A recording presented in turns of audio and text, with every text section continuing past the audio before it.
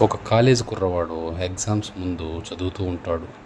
పక్కన ఉన్న ఫోన్‌కి మెసేజ్ నోటిఫికేషన్స్ అయితే వస్తూ ఉంటాయి. ఇన్‌స్టాగ్రామ్ నుంచి, యూట్యూబ్ నుంచి, ఫేస్‌బుక్ నుంచి, ట్విట్టర్ నుంచి ఇలా వస్తూ ఉంటాయి. అయితే చూసి చదువుతూ ఉంటాడు.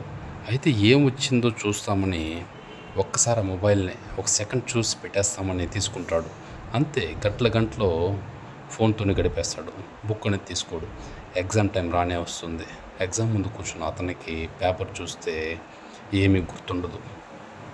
అరెరే!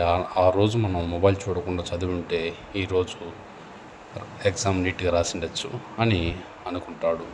అదే శ్రద్ధగా చదివినటువంటి పిల్లవాడికి ఆ కాలేజ్ టాపర్ వస్తాడు.